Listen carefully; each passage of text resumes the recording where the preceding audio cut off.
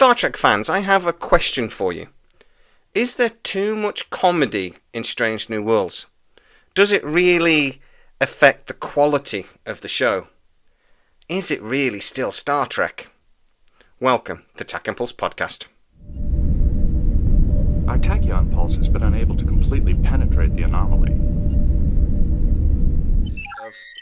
I'm going to start off by saying I actually love Strange New Worlds. I think they've got the characters really down. I think the characters are really interesting. And even though, yes, Pike cooks a lot, I just think they're more interesting. I think the main problem with Discovery was they had a bunch of characters that I didn't care about, that I couldn't name now. There's the chick, half cyborgy thing. No clue who her name was. I remember the captain's name was Michael Burnham, but only because why the hell did they call her Michael? I didn't love any of the characters. Maybe Saru. I quite like Saru. I didn't love the characters, and that was a major problem. They went into Strange New Worlds, and they seem to have fixed that problem. Almost every character down to a T is interesting in some way. I actually think that's part of the problem, though, because they're using those actors really to their full breadth of capability. And they are actors that are able to do very quirky characters. They're able to do things like a musical. So because they're able to do that, it feels like the creators are sort of letting these actors spread their wings and do episodes that I find a bit weird in a series that's actually only had, so far, aired 20 episodes. Now, when you get a show that's been going quite a long time, I think you can then start getting some of these episodes creeping in.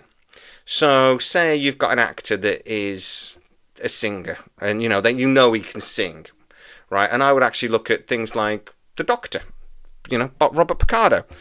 He is actually quite a good, sort of almost operatic level singer. So as the series went on, and we got towards the later series, we had a couple of episodes where he did sing. You see that in other shows as well, that when a show has got to a certain point and the actors involved have, matured with the show or whatever, that if they have skills like that, you may see episodes like that. Or you'll see quirky, silly episodes, but allow the actor to sort of, play around with the character a little bit. But that tends to be, for one, shows that get 26 episodes. And for two, it tends to be around like the 5th or 6th season when you maybe start seeing that sort of thing. Strange New Worlds did it almost immediately.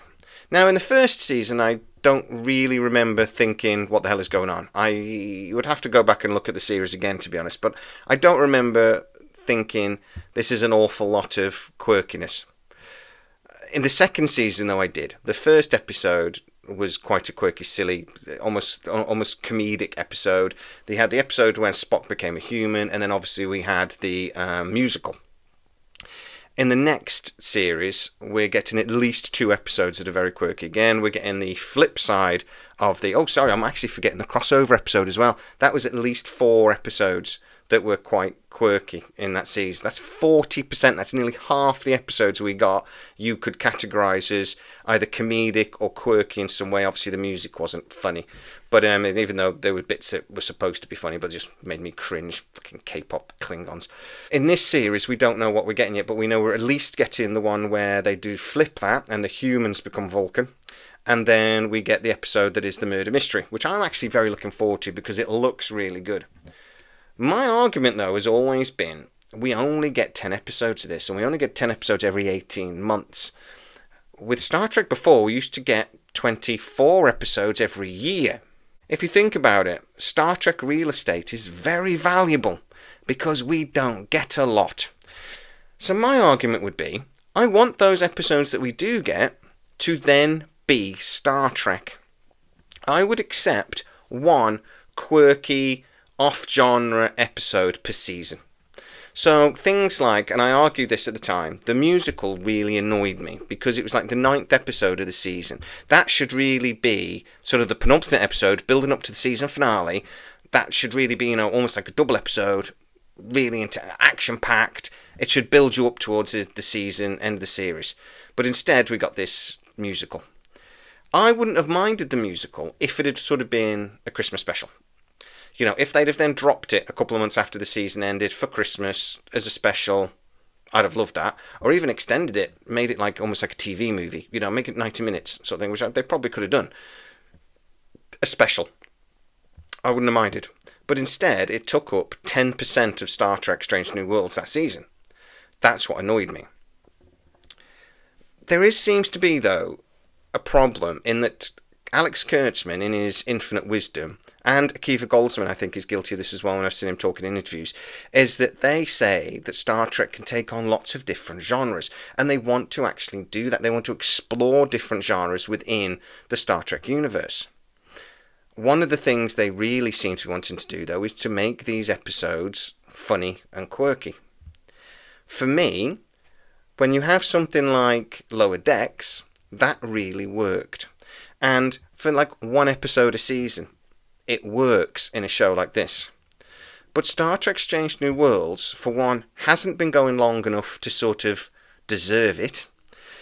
They've only had 2 seasons so far. We're only going to be getting the 3rd. They're filming the 4th now. It's not like this is the 6th, 7th season of this series. I don't think they deserve to be able to sort of to almost allow the actors to do this, or the writers to do this.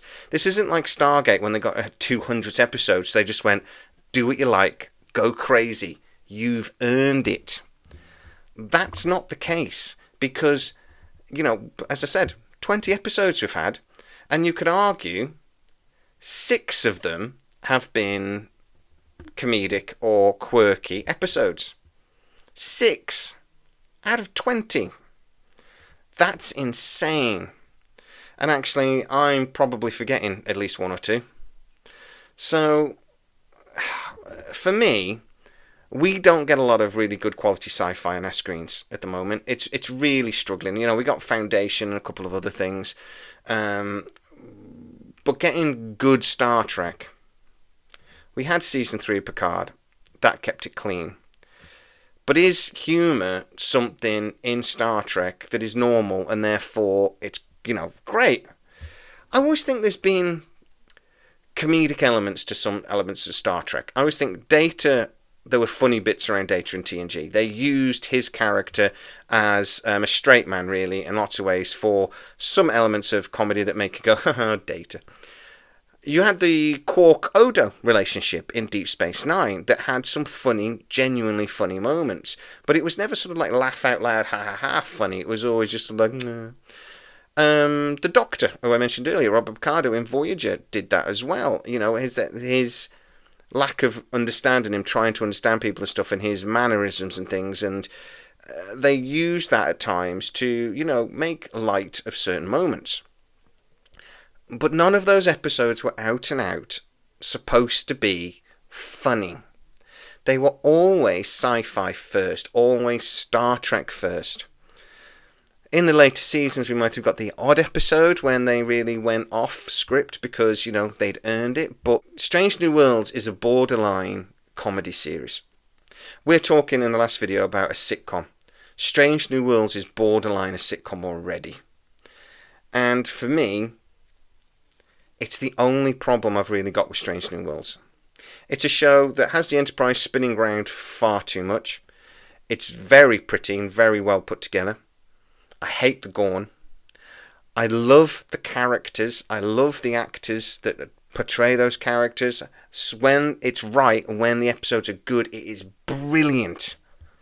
But these stupid episodes and this philosophy from Akiva Goldsman and Alex Kurtzman is ruining it.